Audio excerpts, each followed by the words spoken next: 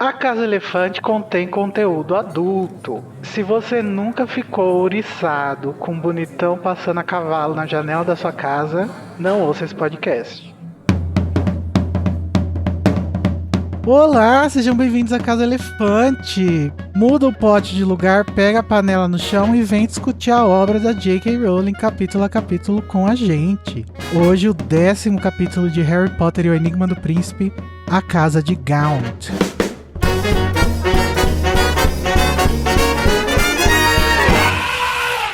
Nossos episódios sempre levam em consideração os acontecimentos de todas as obras do mundo bruxo já publicadas. Então, se você não sabe por onde andou o Tom Riddle pai naquele ano em que ele passou perdido, não ouça esse podcast. Eu sou o Igor Moreira. E eu tô aqui com a Luísa Zanferdini, que passou mexendo num deck de baralho e deixou um rastro de fedor de xerez barato. Que isso, amiga? Ela tava mexendo num deck de baralho? Deck. Ah. De qualquer forma, eu finalmente desbloqueei minha fase de tia maluca do tarô. E aí, vai dar tudo certo nesse episódio? Vai. E também estou com o Luiz Felipe Rocha, que é meio deformado. O que aconteceu, Luiz? Sua família se reproduz entre eles mesmos? Slot gosta de chocolate. Ai, que legal. Amei essa ref. Eu perdi. É do Goonies. Ah, eu nunca vi Goonies. Luísa, Meu Deus, que mundo Luísa. que você existe. Nossa, tem que ver. Nossa, é igual o Star Wars, amiga. Não, Só não viu quem participou. muito melhor que Star Wars. Não, amigo, é uma referência, uma piada. Assim. Não, tá tudo bem não ver Star Wars. Agora, Goonies. Mas enfim, gente, hoje a gente vai falar sobre fascismo, racismo, violência contra a mulher, abuso e muito mais coisas super legais como essas. E tudo que é de bom. Legais. Luiz Felipe, semana que vem a gente vai ter o Metendo a Colher, não é verdade? Que saudade que eu tava de montar uma pauta com os comentários de todo mundo. Ó, dessa vez vai ter áudio. Já tem bastante comentário. Eu quero agradecer a todo mundo que tá comentando. E aproveitem que dá tempo de comentar. Vocês podem comentar lá no nosso grupo do Telegram, no nosso servidor do Discord. Pode mandar um e-mail para acasaelefante@animagos.com.br, porque semana que vem a gente vai ter a live do Mac, que é o Metendo a Colher, onde a gente vai ler os comentários de todo mundo e vai ser lá no YouTube do Animagos. Então fique à vontade de participar e não se esqueça de apoiar o Animagos e a Casa Elefante. E galera, além dos links para entrar em contato com a gente e das redes sociais, vocês vão encontrar o link para nos apoiar, tanto no PicPay quanto no Patreon. A partir de R$2 todo mês você ajuda a Casa Elefante a continuar existindo para todo sempre, ou pelo menos até o fim de Relíquias da Morte. Mas caso você não possa apoiar a gente financeiramente, você pode também ajudar divulgando, curtindo nossos posts, fazendo de tudo para chegar a Casa Elefante em mais pessoas, animais, criaturas e etc. Entre outros. Mas chega de brá, vamos para o duelo de resumos, onde o Luiz e a Luísa vão tentar resumir esse capitulão em 30 segundos. E quem ganhar vai ter o direito de dizer onde a gente vai começar a discussão do episódio. Eu amei que já é o segundo episódio que tá tendo... Eu acho que já é o terceiro episódio que tá tendo dupla sertaneja. Verdade. É, Luiz e Luísa. Mas antes vamos jogar um dado para ver quem vai ter o direito de escolher a ordem dos resumos. Luísa, você quer par ou ímpar? Eu quero ímpar. E deu Nossa, ímpar! ê! Finalmente a Alguém me vitória derrotou. do Luiz acabou. Acabou. Foram quantos episódios? 3 ou 4? Sei lá, muitos. Foram muitos episódios de vitórias seguidas de dado. Então, Luísa, você que derrotou o invicto Luiz, que agora não é mais invicto, quer começar ou quer que ele comece? Ai, eu quero começar porque eu li esse capítulo, eu comecei a ler faz tempo. Então eu já não sei mais, eu tô nervosa. É isso.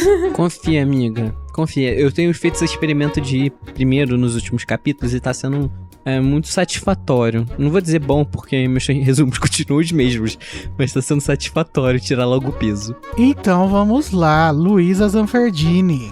Você vai tentar fazer um resumo de 30 segundos do capítulo A Casa de Gaunt em 3, 2, 1, já. A Hermione tá falando lá do príncipe mestiço, quem pode ser, não sei o que.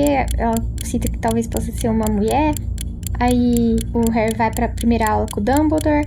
E chega lá, o Dumbledore fala que eles vão entrar na penseira. Aí entra na penseira e tem a memória do Ogden. E aí o Harry não tá entendendo nada. Chega lá na casa dos Gaunt. Tem o Morfino, tem o pai dele, tem a irmã do Morfino. E casa insalubre. E acabou. Nossa senhora. Poxa, amiga. Não chegou nem no... Nem na no recheio. metade. Realmente. O resumo da Luísa me deixou nervoso pro meu resumo. Mas então vamos ver como que você se sai, Luiz Felipe Rocha. Das últimas vezes você foi primeiro, vamos ver se segundo você melhora ou piora. Luiz, você vai tentar fazer um resumo de 30 segundos do capítulo A Casa de Gaunt em 3, 2, 1, já. A gente começa com a discussão de quem seria o príncipe mestiço. Depois o Harry, ele vai pra encontrar Dumbledore. Ele encontra a Trelawney fazendo profecias lá, tentando procurar no deck. Ele vê a memória do Olegon conhece os Gaunt, conhece a história um pouco dos Gaunt. Dumbledore conta pra ele que agora eles têm que meio que pensar no que foi a história, deduzir o que foi a história. E ele começa a ter uma noção de como foi a história de Tom Riddle Jr., que a gente conhece o Riddle pai, e um pouco sobre os Gaunt. E a gente tem muito easter eggs E acabou. Eu ia falar das Horcrux. Eu me senti muito no controle, foi meu erro. Não, mas eu acho que a Luísa e o Luiz, eles erraram pelo mesmo motivo, né? Deram muitos detalhes. Mas o Luiz vai ganhar porque ele falou mais rápido, então, né? Ele conseguiu chegar mais longe. Apoiado. Nossa, mas olha, Luiz, você foi muito bem comparado a mim. Amigo, É tudo bem. porque Amigo, é que a gente tem esse jeitinho. Ô Luiz, você tem que acreditar mais em você. É. Tem um episódio aí que você fica elogiando as pessoas que não é você, no resumo, você ganha. E só a partir do momento que você ganha, você começa a fazer propaganda de você mesmo. Não, amigo, você tem que fazer propaganda desde que acaba o resumo. Pior que é verdade. Mas tá bom, gente. Eu vou ganhar autoconfiança. É no isso. próximo livro eu vou ser melhor. Ajudem aí no PicPay pra gente pagar a terapeuta do nosso filho, Luiz. O enigma do príncipe continua causando desconforto em Hermione nas aulas de poções, mas Harry não dá muita bola e depois da aula se apressa para o primeiro encontro com Dumbledore. O diretor revela que as aulas particulares tratarão da profecia e ajudarão Harry a sobreviver. Eles assistem um funcionário do Ministério da Magia visitar a casa dos últimos descendentes da família Gaunt, para intimar o filho Morfino a um julgamento por atacar um trouxa. As coisas dão errado quando o funcionário tenta defender a filha Merope de um ataque do pai. Dumbledore explica que Merope e o trouxa misterioso são, na verdade, os pais de Voldemort, e que eles o conceberam provavelmente sob os efeitos de uma poção do amor. Mas e aí, Luiz? Você que é o vencedor, quer começar a nossa discussão por onde? Eu gosto de tirar, né, o elefante da sala primeiro. Então, eu vou começar a falar um pouco sobre os Gaunt. Cara, que situação insalubre. A gente pega uma das famílias, assim, entre muitas aspas, mais tradicionais de bruxos da história. Uma família que descende de uns criadores de Hogwarts. E a gente chega num momento onde eles moram no lixo. Por causa dessa ideologia sanguínea também deles, que faz eles se excluírem da sociedade. E o bizarro é pensar que existe um pouco disso hoje em dia. Não tem muito tempo eu tava lendo sobre uma família que tem essa tradição do incesto lá nos Estados Unidos. Eu acho que eu já vi no TikTok. Que vive excluído da sociedade de uma forma muito insalubre, e isso me incomoda de muitos aspectos. As pessoas, elas gostam tanto de se privar no mundo delas e nas crenças que elas preferem viver no lixo, viver de forma insalubre, do que abrir seus horizontes ou querer mudar a forma de pensar. Isso me incomoda demais. É diferente do caso desses americanos aí, se a gente vai falando dos mesmos, né? Porque essa família de americanos que se reproduziam entre si ali, elas faziam isso por falta de informação, né? Mas a Rowling aqui, ela tá falando mais sobre aquela tradição das famílias, dinastias reais da Europa, que ficavam se casando entre si pra manter o sangue puro da realeza, não sei o que. É até engraçado porque você me lembrou de um TikTok que eu vi também que comentava sobre existir uma relação de cunhado entre Dom Pedro I e Napoleão. Nossa, todas essas pessoas são parentes.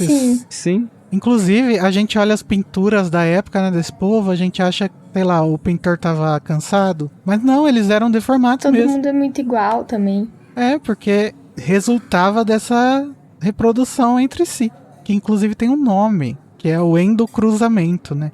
Isso serve para animais, mas serve para o ser humano também, né? Porque o ser humano, afinal, é um animal, né? Mas é o acasalamento de indivíduos que são geneticamente próximos. E resulta no aumento da zigosidade, que pode aumentar as hipóteses dos descendentes serem afetados por genes excessivos ou problemas de má formação física. Nascem feios também, né? Cheios de problemas, né? Não só físicos, mas... Feio eu acho que é o menor dos problemas. Isso gera muitos problemas genéticos. Transtornos, ocasionam doenças, má desenvolvimento do feto. São diversos tipos de problemas gerados por essa ideia maluca de gerar filho com parente. Vocês acham que a decadência dos Gaunt veio dessa reprodução bizarra ou veio da distância do Salazar? Porque assim, a casa reflete o estado que a família tá, né? Que é decadente, basicamente. Abandonados, largados. Eles estão excluídos da sociedade, mas eles que se excluíram, né? É isso que dá a entender, assim. Eles se marginalizaram por causa dessa ideologia bizarra deles aí, né? Então. Mas eu acho que faz sentido, porque nesse artigo que eu tava lendo sobre o endocruzamento, fala que uma das consequências disso é a redução da aptidão de toda uma população. Ah, sim. Então, se a gente considerar os Gaunt uma população, pode ser que eles tenham se extinguido, né, sozinhos, por causa disso. Sim. E tem até o nome científico, é depressão de consanguinidade. Ou seja, eles vão acabando. Eu acho que chega um momento que a própria biologia fala... Chega. Chega.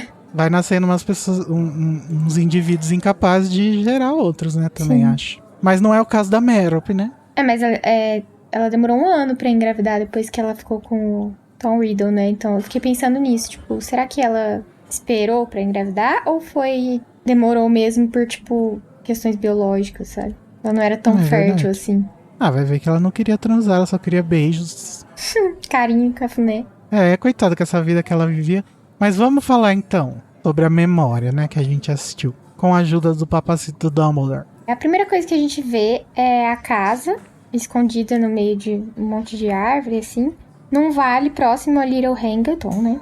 E a casa não tinha teto, não tinha nada, totalmente em situação de barril. E é descrito que tem as paredes todas cagadas, assim, e tem uma cobra morta grudada na porta, né? E é o que eu falei, eu acho que essa descrição da casa é um reflexo muito claro do estado da família, assim, porque eles não se dão o trabalho nem de usar a própria magia pra manter a casa com o mínimo de dignidade pra 3 pessoas morarem, que é, sei lá, cortar grama, tirar poeira, sabe, sei lá. Porque eles podem não ter dinheiro, mas eles têm condições mágicas de manter a casa habitável, né? Tipo, os Weasley fazem isso, por exemplo. Acho que faz parte dessa decadência de aptidão deles aí também, né? Também, talvez eles nem sintam necessidade de viver num lugar humano.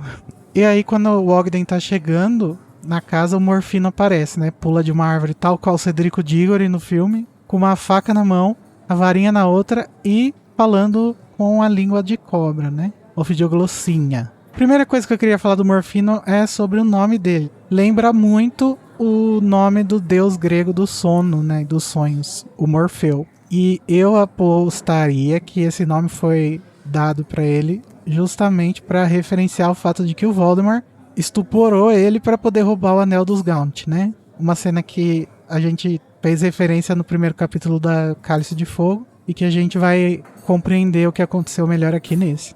Quando eu li, eu fiquei tipo, Morfeu, primeira vez, né, que eu li. Mas aí, nos Jogos Vorazes, aquelas que muda total, tem os morfináceos, que são, tipo, pessoas viciadas em morfina. E eles são, tipo, uns drogados, assim mesmo, marginalizados pela sociedade. E aí eu acho que depois fez um pouco mais de sentido, assim, talvez nesse sentido. Será que ele é drogado? Pode ser uma referência à morfina, né? Porque a pronúncia do nome dele em inglês parece morphine. Né? Literalmente a mesma pronúncia. Então talvez ele seja drogado, sei lá. Então, e a morfina, ela é retirada do leite de papoula, que é tipo uma coisa que, quando fala em bruxaria, sempre tem leite de papoula enfiado no meio, né? Bom, se alguém quiser pesquisar mais sobre o assunto, comenta pra gente nos comentários do episódio e a gente fala sobre isso, mais sobre... Outra coisa sobre o Morfino é que o Harry, ele não percebe que ele tá falando língua de cobra, né? Que ele chega falando, você não é bem-vindo aqui pro Ogden, e o Ogden não entende. E só a partir do momento que ele não entende que o Harry percebe que ele tá falando língua de cobra. O que é muito estranho, porque como assim você não percebe, né, a língua que você tá ouvindo? Mas aí eu parei pra pensar e que talvez isso seja porque ela é uma língua mágica, né? Ela funciona diferente do que a língua funciona pra gente, né, que é trouxa. Ela se converte na mente, né? Tanto que o Harry não teve que aprender, né? Ele já nasceu com isso. Ou nasceu, ou ele recebeu isso com o pedaço da alma do Voldemort, né? Eu sempre fiquei muito bugada com isso, do Harry não perceber que ele tá falando em outra língua, tipo, tentando achar uma coisa pra comparar, sabe? Com a nossa vida, tipo, a vida real, mas eu nunca consegui. Então, se alguém tiver uma analogia boa aí... Eu imagino que deve ser alguma coisa, assim, o sentimento, né, de quem escuta, talvez seja a mesma coisa de um sotaque, sabe? Você entende, mas você também sabe que é diferente, se você parar pra pensar sobre aquilo. Real, que é uma língua mágica, né? Porque, tipo, pra ele nascer não, né? Mas pra ele saber falar, sem nunca ter visto ninguém falar, a única explicação é que é uma língua mágica mesmo. Eu acho que deve estar tão na cabeça dele, né? Por ser algo mágico, ser altamente traduzido. Ou, melhor dizendo, às vezes vocês dois falam inglês bem, tranquilamente. Às vezes, vocês não leem algo em inglês e achou que estava em português? Sim. Porque não. você leu tão tranquilo. Às vezes eu fico confusa se eu li em português ou em inglês. Então, eu tenho essa sensação às vezes também. Às vezes é mágica, mas a sensação que dá é igual essa que a gente tem. Mas é uma coisa que vem de dentro mesmo, na compreensão. Porque você lê e você entende. Não é que você tá lendo achando que tá na sua língua de nascença, é porque você entendeu. Não, mas às vezes a gente fica tipo, eu li em inglês ou eu li em português? Ele é tão dentro assim, que a gente fica... Mas na hora, na hora não sabe. Não, mas se você ouvir alguém falando inglês, você sabe que ela tá falando inglês, né, pô? Então, às vezes não, às vezes eu fico confusa se eu assistir uma série legendada ou dublada, tipo, não lembro. Eu tenho esse problema também. Mas isso na hora de lembrar, né? Mas na hora que tá acontecendo, se você... Não, às vezes na hora que tá acontecendo eu tenho esse problema. Tipo, eu tô super aqui só escutando às vezes, porque eu preciso... Eu não consigo focar numa coisa só, eu tenho esse problema. Eu preciso fazer duas coisas ao mesmo tempo, porque eu não consigo focar numa coisa só. Aí eu tô sempre com o celular na mão, enquanto eu assisto alguma coisa. Às vezes, tá tão intrínseco que eu entendo como se estivesse falando em português. Aí eu paro pra entender, eu paro assim e falo, opa, não tava em português, tá falando em inglês. E, assim, ou eu tô viajando muito, ou tem algum lugar, talvez seja no Criança Amaldiçoada, que o Harry fala que depois que que a Horcrux dentro dele morreu, ele não conseguia mais falar língua das cobras. Acho que é em Criança Amaldiçoada. Então é uma língua mágica mesmo, né? Veio daí, se a gente considerar canon. Mas ele também descende do Sonserina, né? Então poderia ser. Uhum. Pra salvar o Ogden chega o Cérvulo, ou Servolo. Ou Marvolo, né? No original é Marvolo. E ele já chega sendo um racista desgraçado. E a interrogação que ele faz pro Ogden: você tem sangue puro? E o Ogden lacra, dizendo que isso não vem ao caso. Nossa, o Ogden, eu senti que ele tava dando umas respostas muito do Harry. Não, ele tava muito bem, lacrou, gostei muito do Ogden. Sim, porque ele tava num território muito perigoso. Nossa, eu acho que ele não sabia o quão perigoso era o território que ele estava. E será que era perigoso mesmo? Porque... Com certeza. Gente maluca. Eles não parecem muito competentes em magia, né? Amiga, pra você acertar um Avada Kedavra, você não precisa ser competente, só basta acertar uma vez. Não. A questão não é conseguir acertar, tipo, mirar. A questão é conseguir fazer. É igual no Hogwarts Legacy, você precisa estar em outro nível pra conseguir fazer uma Avada. Tem que chegar no fim da história do Sebastian. Será que o Cérvulo chegou? O Ogden, ele esclarece que veio visitar os Gaunt porque houve uma séria violação das leis bruxas ali naquela manhã. Porque o Morfino, que é o filho, né, azarou um trouxa, que a gente sabe que é o Tom Riddle, né? E agora ele precisa responder a um julgamento do ministério. Mas o Cérvulo fica puto, né? Como assim? Quem vocês acham que são? Vocês sabem quem sou eu? E não é a Inês Brasil. Não, mas eu acho meio bizarro, né? Ele tá se achando acima da lei. Não é bizarro, né? Porque é a realidade. Ele tá se achando acima... Ele tá se achando acima do resto do mundo, não da lei. Mas ele se acha isso exatamente por ser, entre aspas, puro. E por ser parente do Sonserina, né? Tanto que, assim, eu tenho a impressão de que, tipo, algum momento passado, a família dele conseguiu se esquivar da lei e, tipo, burlar as coisas por serem descendentes do do Sonserina, mas a família tá tão decadente agora que essa desculpa não cola mais. E a própria atitude do Gaunt com o Ogden entrega isso, né? Que falando assim, você sabe quem eu sou? E aí mostra o anel, e aí mostra o colar. Tipo, olha só de onde eu vim e tal, não sei o que. Só que assim, parça, você tá totalmente excluído da sociedade. Se toca. E é interessante quando o Tom passa com a namoradinha dele, né? E a gente vê um preconceito de classe que a namorada dele tem, né? Com essa família. E eles estão super por fora, né? Dessa coisa, dessa decadência que eles tiveram em algum momento. Eu imagino que os Gaunt podem até ter sido super ricos no passado, mas com o tempo eles foram meio que caindo, né? De classe. Uhum. E aí eles acabaram desse jeito aí, só que a cabeça continua a mesma, o que é muito bizarro. E aparece muito na hora que a gente vê como que os ricos trouxas tratam eles com condescendência ali, né? Sim. E é bem escroto também, né? O que eles fazem na hora que eles passam.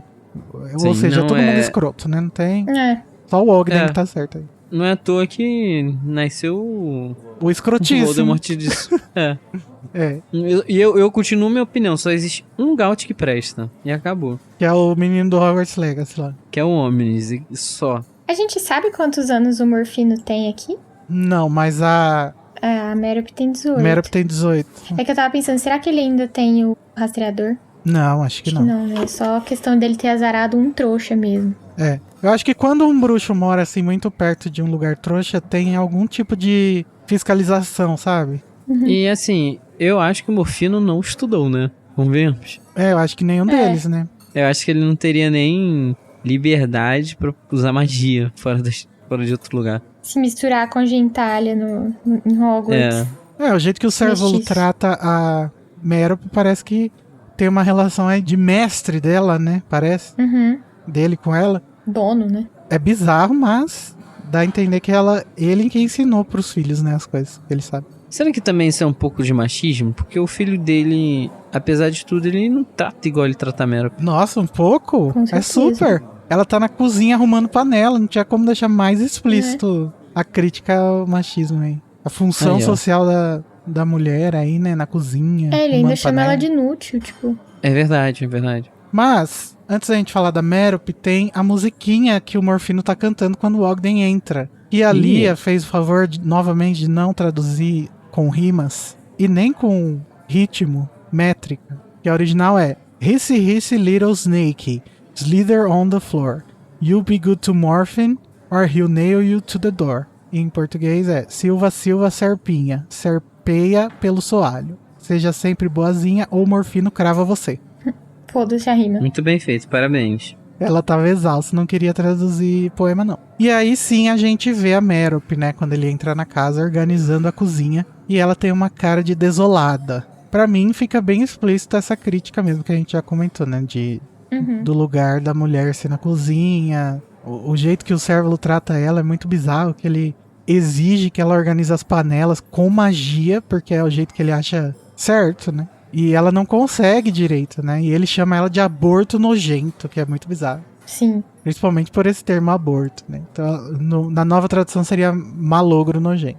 E depois o Dumbledore diz, né, no final do capítulo, que ele acha que os poderes mágicos da Merop não se manifestavam favoravelmente, porque ela era aterrorizada pelo pai, o que faz muito sentido, né? Meio que a mesma questão lá dos obscuros, né? Eu pensei até um pouco no Neville também. É verdade também. Uma coisa bem abusiva mesmo, né? De propriedade que ele sente com a Merop, que faz isso Sim. acontecer. Muito pesado. A Merop deixa um bilhetinho falando que ela vai fugir, que ela fugiu e tal. E isso é muito bizarro, tipo assim, você tá fugindo de casa, fugindo do seu pai super abusivo, do seu irmão super escroto, nojento. E você ainda vai dar satisfação? Só se foi justamente pra dar o desgosto de falar, estou fugindo com um trouxa. Porque de outra forma não faria muito sentido. Deixa eu... Mas eu acho que é exatamente isso, amiga. Que ela quer, né, dar Esfregar na cara esse dele. desgosto. Falar, ó, toma, filha da puta, fica aí presa enquanto eu vou fazer o que eu eu não quero. acho. Eu acho que ela não tem capacidade de entender que ela tava sendo abusada ali, sabe? E ela Pode ser. tem uma relação com o pai dela. De satisfação, ela- né? Ela acha que ela tem esse dever, né? De se explicar. É que, sabe, eu falei isso, mas você falando isso, Igor, eu penso, porra, essa é a única realidade que ela conheceu. Sim, também isso. Ela não teria como, sabe, pensar em outra coisa, pensar em vingança. Uhum. Pra ela, isso é como as coisas são. É assim que é sim. o mundo. E assim, eu não sei se vocês já tiveram relacionamentos abusivos, assim, mas a gente, quando tá envolvido nisso e não percebeu ainda, né, a gravidade, a gente sente mesmo a necessidade de se justificar, de prestar contas. É verdade. Uhum. Sim, E acho que ela tem isso aí ainda nesse momento. faz sentido. É o que eu tento fazer com o Danilo. Pra ele ver se ele me responde no WhatsApp, pelo menos uma vez por mês. O seu sonho é construir essa relação tóxica, mas não tá dando certo. Né? Não, o Danilo tá difícil. Ele me ignora no WhatsApp. Tento fazer um terror Ele tá psicológico. ocupado com outro relacionamento tóxico, amigo. Deixa ele lá. Mas, gente, o Serval, ele se acha muito a última bolacha do pacote, né? Como a gente viu. Ele mostra isso quando ele pega o anel e o medalhão que tá no pescoço da Meryl pra mostrar pro Ogden, né? É interessante que também é a primeira vez que a gente vai ter um vislumbre do nome Peverell. Gata. E fala do brasão de Peverell, que é nada mais nada menos que o símbolo das relíquias da morte. Uhum. E não só isso, como também é apresentado um Horcrux. E a Horcrux, basicamente, que eles vão procurar durante esse livro. Então são 2 Horcrux numa cajadada só. J.K. falou, toma aqui, ó. Nessa releitura eu tô ficando impressionado, porque a gente tá lendo mais proximamente, assim, né? Se esforçando pra ver os detalhes. Uhum. E eu tô ficando impressionado com a quantidade de foreshadow que a Rowling colocou nele, pro Relíquias. Não, aqui ela tá muito dedicada. Dá muito Sim. pra imaginar, perceber, sei lá, que ela já tinha planejado o Relíquias praticamente inteiro, né? É capaz que ela escreveu os 2 numa sentada só. E o engraçado é que é tão interessante de falar do anel e do cordão, que quando a gente vai ler... Bom, a gente não quero generalizar, desculpa. Mas quando eu fui ler o Relíquias da Morte, por causa desse momento da gente já ter sido mostrado tanto o cordão quanto o anel juntos, eu não imaginava que ambas as relíquias seriam apresentadas de uma vez só. Ambas as Horcruxes, quer dizer. Como assim? Todas de uma vez só? É porque, assim, pra quem não tinha noção na época do 7º livro, ela joga, assim, 2 Horcruxes de uma vez. Então, quando você vai lendo o próximo livro, pensando, ok, o que será uma Horcrux? O que seria uma Horcrux? Você jamais imaginaria que 2 Horcruxes seriam apresentadas de uma vez só, entendeu?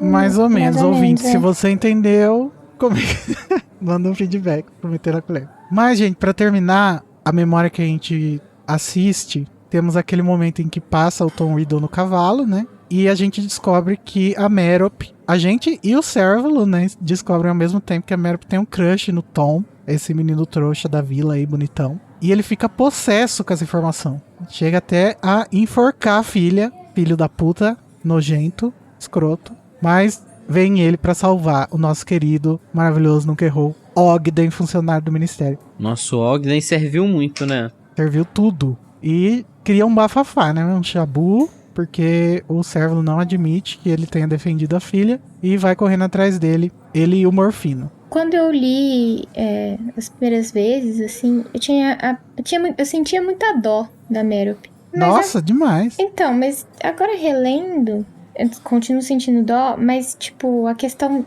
da poção do amor é muito bizarro isso que ela faz. Então, tipo assim, ninguém é 100% bom ou 100% mal, né? Mas, tipo, sei lá, não sei explicar. A culpa dela existe, né? Ela fez algo horrível, claro. Nós vamos discutir isso daqui a pouco, mas tá, vamos partir desse pressuposto. Mas assim, isso não apaga o fator dela ter sido explorada, dela ter... Então, assim, é um caso absurdamente complexo. Como você falou, realmente, ninguém é bom ou ruim. Mas ela é um fruto do meio que ela existiu, né? Que ela viveu. Sim. Então é difícil você buscar e falar que ela é uma pessoa ruim ou ela é uma pessoa culpada, sendo que ela não conhece uma realidade diferente daquilo. Eu acho que uma das maiores, melhores, na minha opinião, qualidades da Rowling é que ela consegue escrever personagens, ou qualidades do livro, né? É que são personagens que nos dão a oportunidade da gente fazer uma interpretação mais complexa, a ponto de a gente ter dó e ao mesmo tempo perceber quando que ela passou do limite, sabe? Sim, sim. E muitos personagens têm isso, né? Inclusive o maior deles, que é o Dumbledore. Uhum. Pra mim, isso é um dos pontos mais importantes, assim, dessa série. Eu acho que é muito atual, inclusive, cada vez se tornando mais atual. E acho que todo mundo precisa parar e analisar as pessoas dessa forma, sabe? A própria Tá, essa Rowling, pessoa- inclusive. A própria Rowling, as próprias pessoas que odeiam a Rowling, todo mundo. Se a Rowling parasse pra pensar que não é todos os ativistas trans que são a galera que ataca ela nas redes sociais, pensando dessa mesma forma que ela, parece ter tanta aptidão de pensar, talvez não estaríamos vivendo esse cenário. Sim. Mas acabou a memória, né, com isso aí. E a gente volta pro escritório do Dumbledore, onde ele conta, né, mais coisas que aconteceram depois e dá uma interpretada aí nos fatos pro Harry. Ele dá um closure pro Harry, né? Uma fechação. E aí ele diz que o Ogden voltou lá naquele mesmo dia com os reforços do Ministério, que o Cérvulo atacou eles, tudo, e acabou preso, ficando 6 meses em Azkaban, e que o Morfino, por ter essas duas sentenças de atacar o trouxa e de ter atacado o pessoal do Ministério, acabou ficando 3 anos em Azkaban. Vamos combinar que 6 meses em Azkaban a pessoa não aprende nada, né? E nem 3 anos, Nem né? 3 anos. Porque Nem cadeia não ensina nada a ninguém. Sim. Mas mesmo assim, é um pouco duro, mas também não é tão duro. Porque, porra, imagina ficar 6 meses e acha que é uma merda. Mas, tipo, pros crimes e as coisas que esse cara fala, você também pensa que, porra, 6 meses... Nossa, eu acho pouquíssimo Sim, pelo Exatamente. abuso que ele praticava em cima da filha dele, sabe? Sim. Pra mim, ele Mas tinha se você para pensar também que nesses 6 meses você já perde um pouco da sua alma em Azkaban. Porque não é uma prisão em si, é uma prisão que te tortura. tá tudo errado, né? Como sempre, a gente chega nessa conclusão. Não, sabe que era melhor botar ele pra assistir 200 horas de Seinfeld. Ele vai perder a alma dele no primeiro capítulo. Nossa, amigo. Os fãs de Seinfeld vão te matar. Não tô nem aí, é velho, é chato. Desculpa, gente, Seinfeld não... Pra minha geração não dá, é muito Eu tô chato. rindo porque eu concordo. Eu tentei assistir na Warner, tentei no HBO Max, mas só que eu achei tudo uma merda. Falei, cara, porra, queria ter gostado pra estar no hype aí dessa Eu também, galera. aconteceu isso comigo. Intragável. Mas não deu não. É intancável, como diria o namorado da Luísa. Os jovens. Mas aí o Dumbledore diz que durante esses 6 meses que o Cérvulo passou em Azkaban, a Merope conseguiu conquistar o seu crush e fugir de casa. Aí é um ponto grandiosíssimo que a gente vê nesse capítulo do Dumbledore, que eu vou aproveitar pra comentar, que é, a todo momento Dumbledore, ele deixa o Harry tirar as conclusões dele. Sim. Ele tá querendo cativar o pensamento crítico do Harry a todo momento. Que professor maravilhoso, né? Mas eu acho que isso tem um pouco a ver com aquele negócio dele não confiar em si mesmo, sabe? Daí ele tá querendo chamar o Harry pra ver essas memórias justamente pra ter uma segunda opinião. Então se ele ficar guiando muito o Harry, ele não vai ter, né? Não, sim, mas assim, ele pode ter uma segunda visão do Severo, a gente sabe disso, mas ele também quer o pensamento crítico do Harry, porque o Harry, ele sabe que no ano seguinte o Harry vai ter que se virar sozinho. Aham. Então ele tem que fazer esse processo de amadurecimento do Harry de pensamento crítico o mais rápido E possível. ele tá precisando, né? E ele, sim, muito, muito. E ele faz isso, assim, de uma didática maravilhosa. Bem estilo Dumbledore, né? Bem estilo Paulo Freire. Exatamente. Ele deixa o Harry tirar a conclusão dele, mas ele também dá a opinião dele que acha que o que a Merope fez para conquistar o Tom Riddle foi uma poção do amor. E ele só dá a opinião dele quando ele vê que o Harry não vai chegar em lugar nenhum, né? Exatamente. Interessante. Assim, igual quando o professor fala com a gente, ele olha na nossa alma e vê, esse menino não sabe. Quando o Harry dá uma de Harry. E ele fala que ela poderia ter convencido ele muito fácil, era só falar, toma aqui essa água, toma um suquinho aqui, num dia quente, que ele ia beber. Isso é fato. Era muito fácil enganar alguém com uma poção do amor. Não é à toa que a gente futuramente vai ver isso nesse livro. É verdade, mas eu queria trazer uma polêmica aqui, porque a gente sempre parte do pressuposto de que o Dumbledore tá certo, que ela realmente fez isso, mas não há confirmação, né? Então, nada impede que o Tom Riddle tenha se enveredado ali no mato, perdeu a namorada, foi lá triste, a Merope fez um carinho mais gostosinho nele. Assim, não que eu acredite, mas tem essa possibilidade. Ou que ela usou o Império nele, né? Mas assim, sei também até que ponto as capacidades mágicas dela chegam, então. Até onde o Império também, ele ia dominar uma pessoa. Eu acho que é muito mais plausível, sim, uma poção do amor, porque Sim. é muito fácil você repor o efeito, e isso explicaria o tempo curto pra ele fugir e a... Como é que diz quando é muito de repente algo? De repente. Repentino? A infusividade é muito repentino. O sumiço dele com ela Vale lembrar que era uma das pessoas que não tinha contato, ele sim, achava é a família verdade. dela maluca. E ele sumiu repentinamente com ela. E depois de 1 ano e meio ele voltou do nada. Eu acho Então que faz muito sentido, assim, ser Sim. a poção. Eu acho que o que o Dumbledore tá falando faz todo sentido, né? Inclusive a parte que fala que talvez ela tenha parado de dar a poção porque ela achava que tinha conquistado ele de alguma forma e aí deu errado. Uhum. Né? Sim. Exatamente. Inclusive, isso torna a história muito interessante também. Ele fala que um dos motivos por ela, que ele supõe que ela tenha dado a poção, é porque é uma alternativa mais romântica, né? Tipo, se ela tava apaixonada por ele, Uhum. ela ia querer que isso fosse, mesmo que fosse falso, mas que fosse recíproco, né? E bem feito pro Tom Riddle, papai, sabe? Porque a cidade inteira ficou falando dele, que saiu com a feia lá, que ele queria acabar com a casa dela. Bem feito, tomara que a Cecília tenha participado do... Amigo, Saiu com a feia, é ótimo. cuidado. Que se a gente para pensar, isso também isso é uma forma de estupro. Então, pega leve. Não precisa nem parar pra pensar, é uma forma de estupro mesmo, mas... Ah não, né, é verdade, o Tom Riddle ele nunca fez nada de errado, ele só foi meio classista, então ele não merece. Essa situação é toda bizarra, essa situação, né?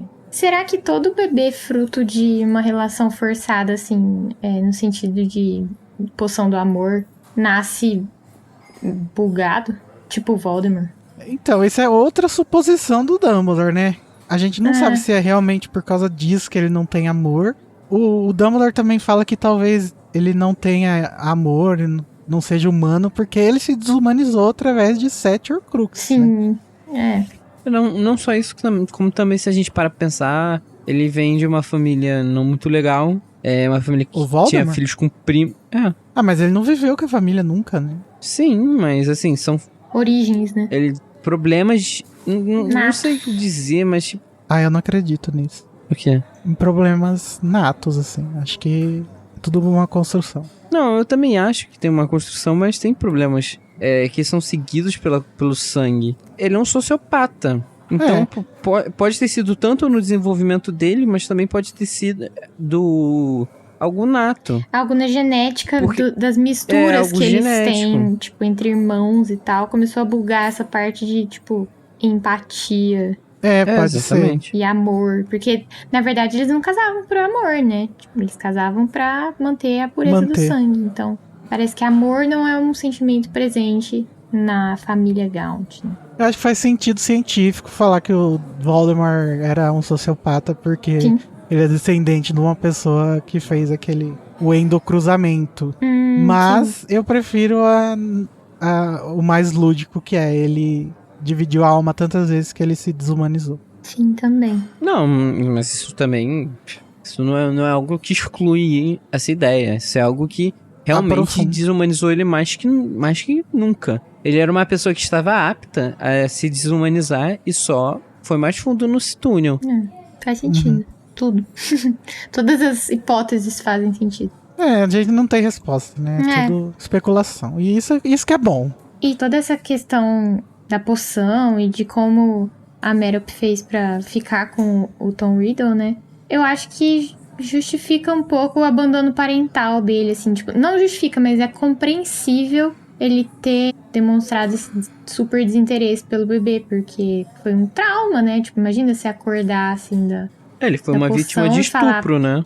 tipo, putz, tem um filho que eu não queria ter, com uma pessoa que eu não queria nem ter tido nada, nenhum tipo de relação. E foi uma pessoa que violentou ele. Então é compreensível, assim, ele ter fugido, né? Uhum. Mas o Dumbledore fala como se ele soubesse da existência do filho, né? Não sei da onde que ele tirou isso, mas pode ser que ele tenha ido embora sem nem saber, né? Pode ser. Eu acho bem capaz que ela, tipo, parou de dar a poção e aí contou pra ele que tava grávida, na esperança dele ficar. Eu também tenho essa mesma impressão. E tudo isso aconteceu muito rápido, né? Foi tipo, em 1 ano ela já engravidou. Apesar da Luísa ter falado que demorou, né? Por causa da genética, mas eu achei bem rápido todos esses acontecimentos. Em 6 meses ela já tinha ido embora. Amigo, você precisa de um óvulo fecundado e acabou. Não, tudo bem, mas eu achei rápido no sentido da vida, né? Uma Sim. correria, parece. Mas também faz sentido, né? Porque você vai fazer o quê? Ela não é uma pessoa que fugiu, né? Lua de mel. Então ela tá vivendo intensamente. E agora, né, finalizando isso daí, a gente tem o Harry saindo do escritório do Dumbledore. E mais uma vez ele olha o anel dos Gaunt. E ele pergunta como o Dumbledore conseguiu. E o Dumbledore fala que não conseguiu isso, que conseguiu isso não tem muito tempo. E o Harry liga 1+1 e fala, pela primeira vez nesse livro, né, ele liga 1+1. Já ele deu fala, resultado a aula, velho. tá vendo? Ó? Pensamento crítico já funcionando. E ele pergunta se não era o mesmo tempo que a mão dele estava necrosada. Olha aí, Ele ó. quase conseguiu. Quase, né? Se fosse a Hermione com ele ali, os dois matando, conseguia, hein? Mas Foi uma leitura muito boa dele. o Dumbledore se nega a responder sobre a mão. E não é a primeira vez que o Harry pergunta sobre a mão nesse capítulo, né? Porque no começo dessa aula, o Harry já chegou com essa pergunta. Ele tá tentando descobrir, desde a primeira vez que ele vê o Dumbledore nesse livro. O Dumbledore sempre fala que depois vai contar pro Harry. Justamente porque, primeiro, ele tá tentando não queimar a própria pauta, né? E segundo, porque ele tem muita coisa pra explicar antes de falar, tipo, olha, isso aqui é o Horcrux, fui tentar destruir, deu errado. Então, tipo, é uma explicação muito longa que exige muitos passos antes, né? Não tinha como ele falar, isso aqui é o Horcrux do Voldemort. O Harry ia falar, quê? Exatamente. Ia cortar umas 500 páginas aí de história. E não ia desenvolver o senso crítico e o Harry não ia ver muita coisa importante. E na verdade, aí o Dumbledore ainda nem tem certeza se é o Horcrux, né? Porque ele precisa que o Harry roube a memória do Slughorn pra ter certeza se é. Inclusive ele fala no começo, né, que a partir de agora eles vão ter que começar a especular porque não tem muita certeza, né? Uhum. Ele fala que a única memória certa que eles tinham pra ver, eles já viram. E agora eles iam entrar nesse espectro que vamos desvendar o que tá acontecendo. O enigma do Voldemort. O Dumbledore, apesar de ter as hipóteses dele, ele tá deixando o Harry criar seu próprio senso crítico pra também poder entender o que tá acontecendo, ajudar e depois fazer isso sozinho. Eu amo essa fala do Dumbledore, que ele é arrogante de um jeito tão engraçado, assim, que eu amo. Porque o Harry fala, o senhor acha que o senhor está certo?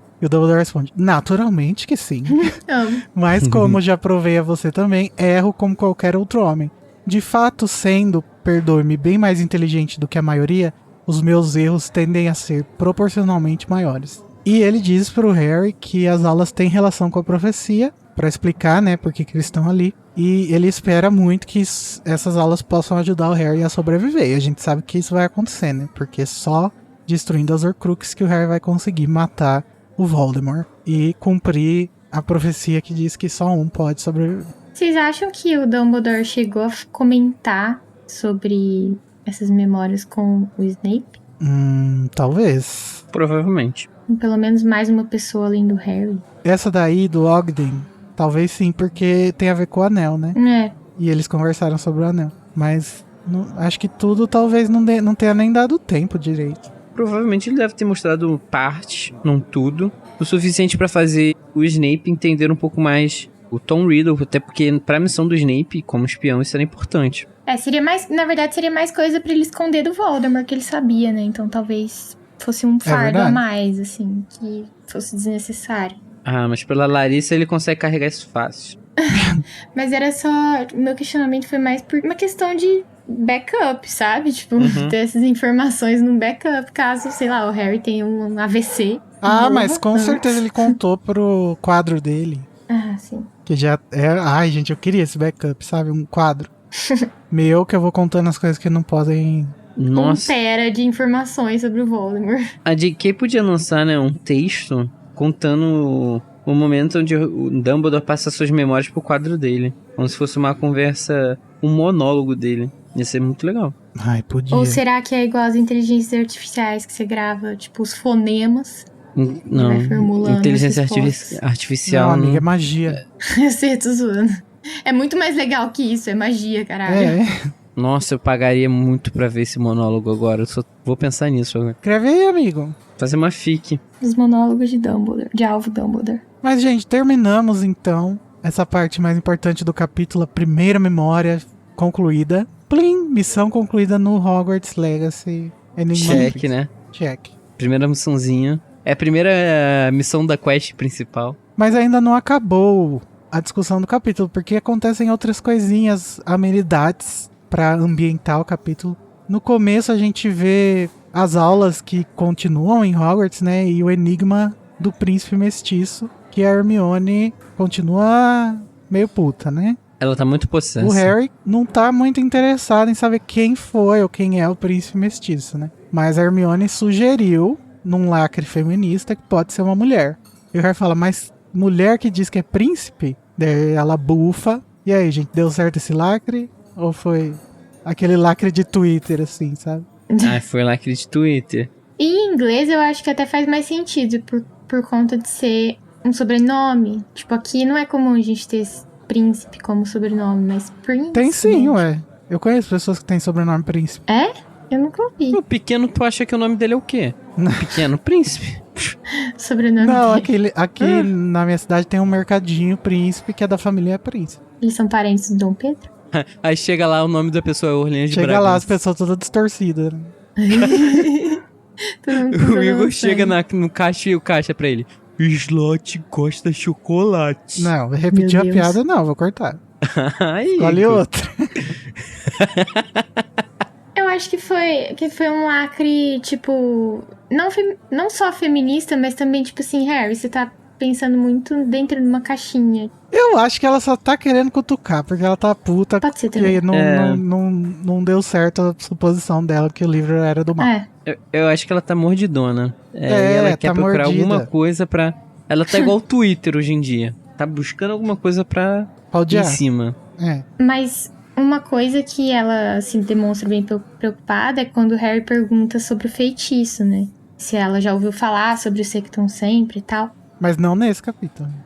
Não. Nesse capítulo ele cita a questão da criação de feitiços e tal. E eu sempre tive a sensação, assim, desde a primeira vez que eu li, de que criar um feitiço pra mim, na minha cabeça, é mais ou menos o mesmo processo de você criar uma música, tipo, é complexo e trabalhoso. Se você não for criativo o suficiente, você vai acabar criando só um mashup de feitiços que já existem, sabe? Eu não sei Meu se isso faz Deus. sentido pra quem não toca um instrumento, se essa analogia faz sentido, mas pra mim faz, porque eu toco piano. Então, na minha cabeça sempre foi, tipo, essa analogia que eu fiz, assim. É, De mas que não é uma coisa que qualquer um consiga fazer, sabe? sim, eu gosto da analogia, mas aí você pode fazer um feitiço flopado ou um feitiço hit, né? Sim, O Ué, Sectum Sempre é um hit do Snape. Flopado, né? Porque não pegou, né? Só uma pessoa que ficou sabendo, porque leu. Eu acho que é flopado porque pouca gente ficou sabendo da existência desse feitiço. Faltou marketing de divulgação. Spotify não tinha, né? Faltou, Chama a Boca Rosa pra divulgar esse feitiço. A Karen Bakini fazer um review. E aí, quando o Harry sai eles estavam fazendo tarefa, né? Daí ele vai pro escritório do Dumbledore. Ele encontra no caminho a Trelawney, professora Trelawney, fazendo previsões no corredor, assim, bem maluca mesmo, com uns baralhos. E aí, como a galera gosta de ver essas coisas e procurar ver se a Rowling deu alguma pista aí, vamos repetir aqui. Ela diz: 2 de espadas, conflito. 7 de espadas, mal agouro. 10 de espadas, violência. Valete de espadas, um rapaz moreno, possivelmente perturbado, que não gosta da consulente. E o que ela tá fazendo aí é uma leitura de cartas, que também é conhecida no mundo da adivinhação como cartomancia, né? E pesquisando sobre essa arte, a gente descobriu que ela foi criada logo depois da criação dos baralhos mesmo, né? No século XIV. E ficou bastante popular nos séculos 18, 19 e 20, né? Até hoje né? O pessoal usa tarô e tal.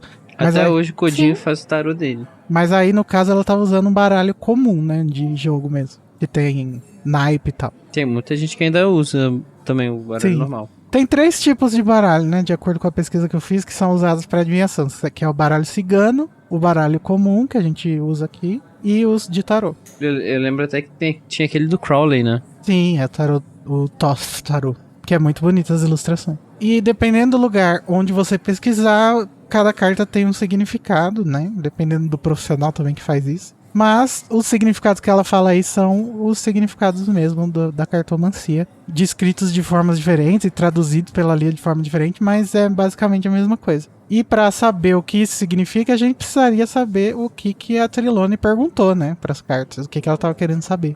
Então, vai ficar aberto aí. Se você, ouvinte, conseguiu fazer uma interpretação que se encaixe com algum acontecimento futuro ou passado, sei lá, do livro, conta pra gente. Conta pra gente. Aproveita que tem Mac semana que vem. Mac parece que você tá falando do negócio do... O McDonald's, Não, do... da Apple. Mac Computador.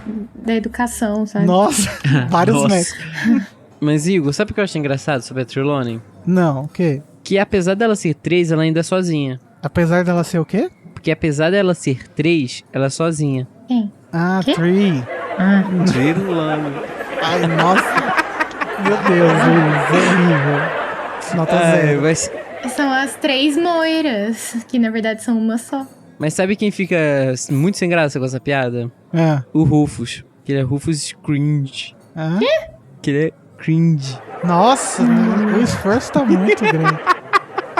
Galera, piadistas aí, pessoal especialista em humor, mandem as suas opiniões sobre as piadas do Luiz, porque semana que vem tem Metendo a Colher, como a gente já falou. É isso, última chance. Vale lembrar, ao vivo, hein, gente? Ao vivo. Mandem Como sempre, até ao vivo. sábado, por favor, se você quiser ter certeza que seu feedback vai ser lido. Mandem Preferência. até o próximo sábado. E vai lá no canal do Animagos assistir, ou assiste depois, não tem problema, a gente vai trazer aqui pro feed também. Caso você não se lembre, os feedbacks que a gente pega são os do Telegram, do e-mail, acasaelefante@animagos.com.br, ou do Discord. Se você está no Discord e no Telegram, manda no Telegram melhor. Se quiser mandar áudio, pode mandar na minha DM do Igor, se tiver vergonha de botar direto no grupo. Então, com a discussão encerrada, podemos escolher os nossos momentos bons e ruins. Começando pelo ruim do capítulo, momento... A roda ganhou!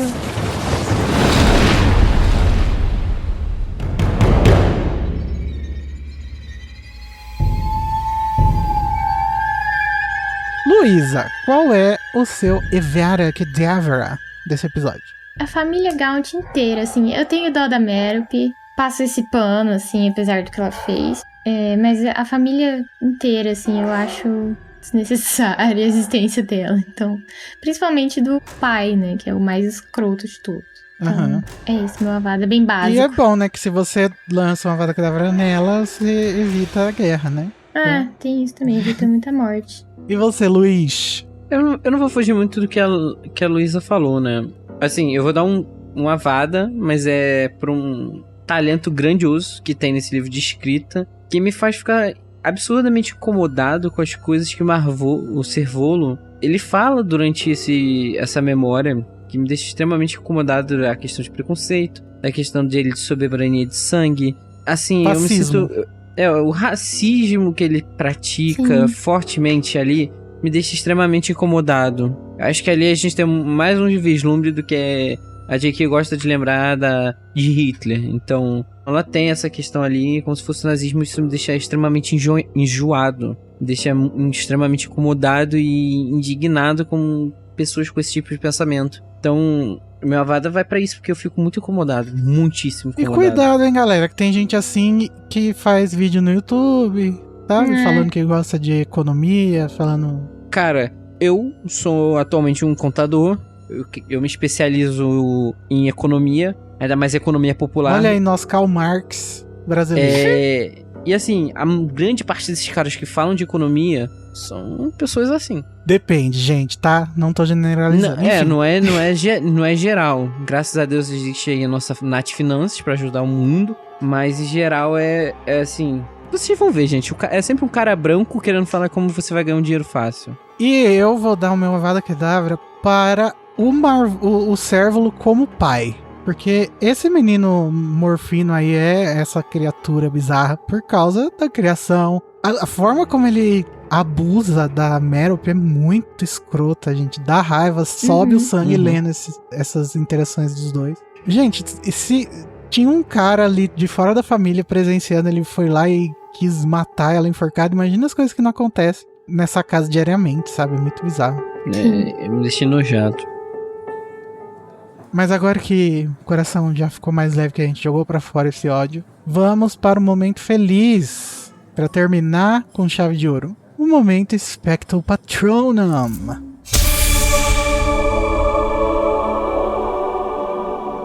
Luiz Felipe, qual é o seu momento que você mais gostou? Meu patrono vai para o rei delas, ou no caso, o rei deles, que é o Dumbledore. Eu acho magnífico a didática dele de querer instruir o Harry a pensar. Porque eu sou uma pessoa que gostava muito de professores assim na escola, que ele não me dá resposta, mas ele vai me instigar a pensar na resposta sozinho e vai me guiar, assim, caso eu tenha dúvidas. Eu acho uma demonstração fantástica de um educador que é algo que a gente não vê muito em Hogwarts. Aham. Isso pra mim merece ser ovacionado nesse capítulo. Depois de 6 livros da gente reclamando da falta de apoio ao estudante. E você, Luísa? Qual é o seu espectro patrono? Também vai pra ele. Tem que ir, né, galera? Reizinho do meu coração, Dumbledore. Principalmente naquela parte que o Igor falou que o Dumbledore tá sendo arrogante, mas com educação, né? Falando, naturalmente, sim, eu sou mais inteligente do que a maioria, porém eu erro como qualquer outro É homem. aquela arrogância que o idoso ele tem o direito de ter, né? Ele já passou por muita coisa. Mas aí que tá, É uma arrogância arrogância... tão legal que ele fala, gente, olha, eu tô grande parte das vezes certo, mas quando eu tô errado, eu também tô muito errado. É uma arrogância que, como eu falei, tipo, educada, né? Porque idoso normalmente é grosso, estúpido. Uhum. Eles têm esse vale também, porque, né, a vida não é fácil e chega um momento que você só quer xingar mesmo. Mas o Dumbledore, ele é muito polido. Exatamente, e vale lembrar que, pô, é um cara que derrotou até então o segundo bruxo das trevas mais perigoso que já existiu, né? De certa forma, derrotou o Voldemort também. Também. E sem ele, o Harry demoraria 30 anos pra conseguir derrotar. Pra descobrir tudo que o Dumbledore já tinha descoberto. Então, gente, vamos concluir com um patrono triplo, porque sim, é pra ele, né? O Dumbledore não tem mais pra quem.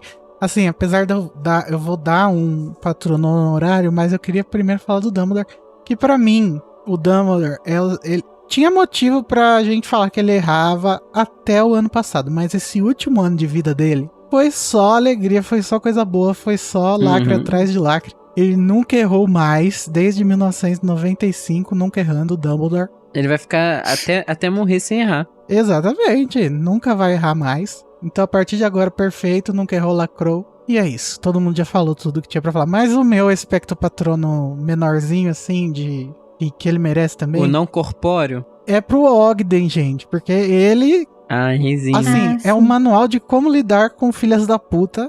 Leia esse capítulo pra você saber como fazer. É só seguir tudo que o Ogden fez. Essencial. É um crime agora? Enfeitiçar trouxa? É sim, senhor.